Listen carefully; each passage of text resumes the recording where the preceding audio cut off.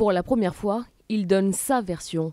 Face au juge, Abdelhakim Dekar a reconnu les faits et les revendique. J'ai commis un acte politique en vue d'interpeller l'opinion publique sur les conditions des gens de mon origine.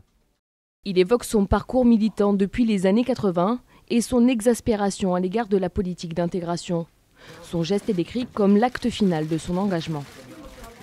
J'ai voulu réagir par un geste spectaculaire, remettre à jour nos réclamations et faire un électrochoc.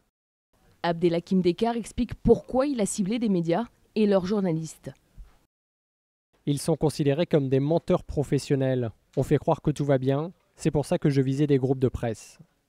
Son plan avait été minutieusement préparé.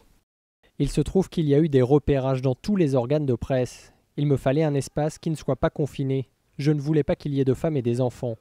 On m'avait dit que le rédacteur en chef de BFM TV arrivait à cette heure-là. Je le vois arriver en scooter, je le suis. Mon but n'était pas de tuer, mais de faire peur. 3 jours plus tard, même scénario à Libération, mais cette fois, il ouvre le feu sur un photographe.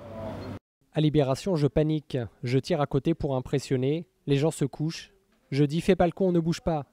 Et c'est là que j'ai tiré. Puis vient cette question du juge. Est-ce que plusieurs personnes étaient impliquées dans ce projet? Forcément oui, mais n'attendez pas de moi que je vous donne des noms. Vous savez très bien que je suis un homme d'honneur et que j'ai des principes.